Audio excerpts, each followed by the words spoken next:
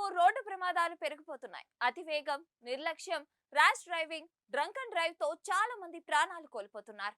తాజాగా అతివేగం కారణంగా నైజీరియా హైవేపై ఘోర రోడ్డు ప్రమాదం జరిగింది. బస్సులో దాదాపు 21 మంది అథ్లెట్స్ నేషనల్ స్పోర్ట్స్ టోర్నమెంట్ నుండి తిరిగి వస్తూ ఉండగా బస్సు ప్రమాదంలో మరణించారు. కాగా క్రీడాకారులు ప్రయాణిస్తున్న బస్సు ఇతర వాహనాలను ఢీకొనలేదని, రాత్రిపూట సుదీర్ఘ ప్రయాణం తర్వాత డ్రైవర్ అలసిపోవటం, అధిక వేగం కారణంగానే ఈ ప్రమాదం జరిగి ఉండవచ్చునని ఫెడరల్ రోడ్ సేఫ్టీ కార్ప్స్ తెలిపింది. మృత్యువాత పడ్డ అథ్లెట్స్ దాదాపు 1000 కిలోమీటర్ల దూరంలో ఉన్న ఓగున్ రాష్ట్రంలో 22వ జాతీయ క్రీడా ఉత్సవం నుండి నైజీరియా ఉత్తరాన ఉన్న కానోకు తిరిగి వస్తుండగా ఈ ప్రమాదం జరిగింది. కాగా గత సంవత్సరం నైజీరియాలో 9570 రోడ్డు ప్రమాదాలు నమోదయ్యాయి.